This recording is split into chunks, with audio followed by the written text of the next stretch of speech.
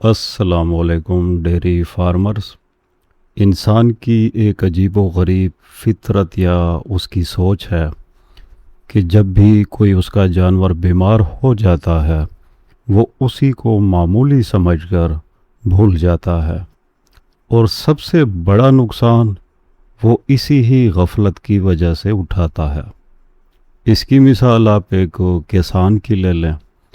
جب اس کی پہاڑ جیسی صحت مند گائے اور اسی کے جسم میں صرف ایک چھوٹا سا تھن اس میں سوزش آ جاتی ہے تو وہ آرام سے آنکھیں بند کر کے چلا جاتا ہے کہ یہ تو خود بخود ٹھیک ہو جائے گا، لیکن اس بھولے کو اتنا معلوم نہیں ہے کہ یہ ڈیری فارمنگ کی سب سے خطرناک بیماری تھنیلیا ساڑو میسٹائٹس کا شکار ہو چکا ہے۔ یہ ڈیری فارمر کی سب سے بڑی دشمن ہے، کیونکہ یہ صرف انہی جانوروں پر حملہ کرتی ہے جن کے نیچے سب سے زیادہ دودھ ہوتا ہے، اور اس کی دو قسمیں ہیں۔ ایک میں تو آپ اپنی نظر سے دیکھ پاتے ہیں، تھن میں سوزش ہوگی، دودھ پھوٹے پھوٹے آئے گا، اور ایک اس کی قسم ہے جس میں چڈا تو بظاہر بالکل ٹھیک ٹھاک ثابت اور سلامت ہوتا ہے، اور صرف اس کے دودھ کے دھاروں سے پتہ چل جاتا ہے کہ تھن میں ذرا کچرا آئے گا یا پانی کی طرح ہو جاتا ہے، کبھی کبھی خون کی طرح، اور اس کو نام دیے جاتے ہیں کلینیکل اور سب کلینیکل۔ علاج دونوں کے مختلف ضرور ہیں۔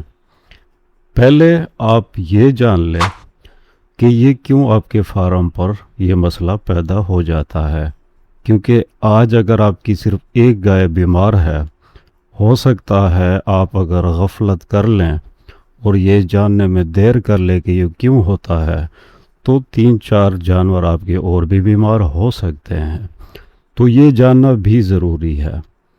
اس کی مثال آپ زخم سے لے لیں۔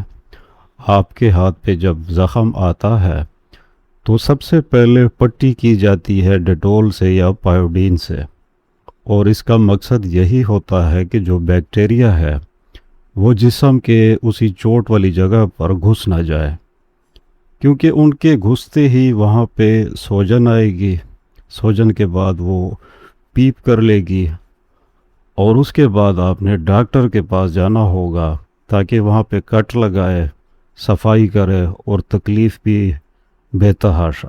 ٹھیک یہی مسئلہ آپ کی گائے میں آ جاتا ہے جب اسے ساڑو یا میسٹائٹس ہو جاتا ہے۔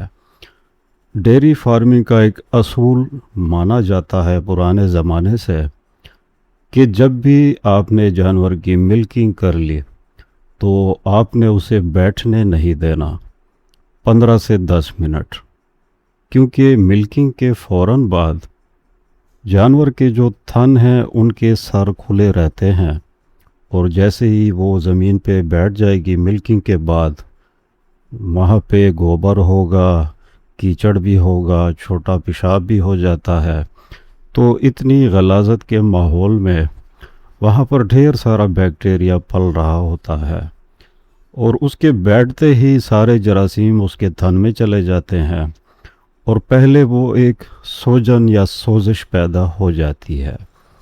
اب اصول یہ ہے کہ فارمر سوزش دیکھتے ہی فوراً اسی کا علاج شروع کر دیں۔ جیسے کہ میں نے بتایا، ہم غفلت کے شکار ہوتے ہیں اور بھول جاتے ہیں کہ یہ خود بخود ٹھیک ہو جائے گا، لیکن سوزش سے مسئلہ آ جاتا ہے پیپ پر، جیسے کہ پھوٹے پھوٹے دودھ شروع ہو جاتا ہے یا اس کے چڈے سے خون شروع ہو جاتا ہے، تو یہ اس کی علامات بد سے بدترین شروع ہو جاتی ہیں۔ اب اگر پہلا مرحلہ ہے سوزش ہو گئی، اس کے لیے زیادہ تر ایک دیسی علاج موجود ہے۔ اسی کے علاج کے لیے آپ کو ایک تھوم چاہیے بڑا سا، اسے اچھی طرح سے پیس لیں اور سرسوں کے تیل میں اسے ٹھیک فرائی کر لیں۔ اب اسے فرائی تیل کو ٹھنڈا کر کے آپ روز شام کے بعد اپنی گائے کو پلا دیا کریں۔ پہلے ہی دن کے بعد उसी गाय की सोजिश में कमी आना शुरू हो जाएगी। दूसरे और तीसरे दिन में जिस दूध में फोटे फोटे से आ रहे थे वो भी साफ़ हो जाएंगे, और इसी तरह से आप ही की गाय का इलाज तो हो जाएगा। लेकिन अगर मामला शिद्दत इख्तियार कर गया, चड्डा इंतहाई ख़राब हो गया, तो ऐसी हालत में आपने सहारा लेना होगा मेडिसन का। और मार्केट में पहले ज़माने में इस्तेमाल की जाती थी पेनिसिलिन, लेकिन जरासीम आजकल के बड़े स्मार्ट हो गए, तकड़े हो गए, तो वो मेडिसन अब ठीक नहीं है। आजकल के दौर में तजर्बात के बाद साबित हो चुका है कि जेंटामाइसिन यही मेडिसन सबसे कारआमद है अगर गाय को साड़ू है या उसे कोई और संजीदा मसला चड्डे का पेश आ गया। लेकिन यहाँ पर आपका इलाज तो पूरा नहीं हो जाता, क्योंकि देखें चड्डी की जो जरासीम थे वो तो आप लहसुन के साथ या इसके साथ आप मार देंगे मेडिसन के साथ।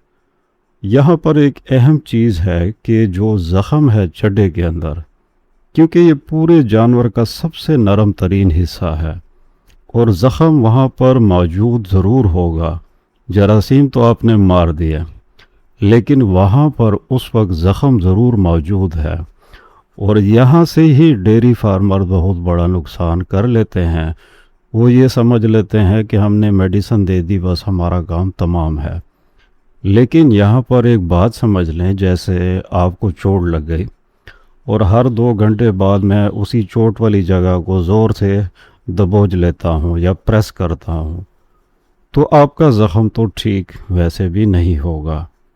तो साड़ू या मैस्टाइटिस का एक असूल है कि जैसे ही आपके जानवर को मैस्टाइटिस की शिकायत है, सबसे पहले आपने फीड बंद कर देनी है, वंडा। वजह इसकी ज़ाहिर है कि ऊपर से अगर दूध का प्रेशर आएगा तो सारा दबाव उसी ज़ख्मी जगह पे आएगा जो थनों में होगा, तो उसी के साथ आपका जो ज़ख़म है वो ठीक नहीं हो पाएगा। तो इसलिए साड़ू के वक्त वंडा आपने बंद कर देना है। और जब आप देख लें कि दूध की अब सफाई हो गई, फोटे ख़त्म हो गए, सोजन ख़त्म हो गए, तो मज़ीद 4 दिन का इंतज़ार कर लिया करें। इसके बाद आहिस्ता आहिस्ता वंडा शुरू कर दें और आपका जानवर फिर से तंदुरुस्त हो जाएगा। कमेंट में हर हाल में अपनी स्टोरी शेयर कर लिया करें, हो सकता है आपका तजर्बा कुछ अलग सा हो और किसी के काम आ जाए। लाइक, कमेंट और सब्सक्राइब। मुझे इजाज़त। अल्लाह हाफ़िज़।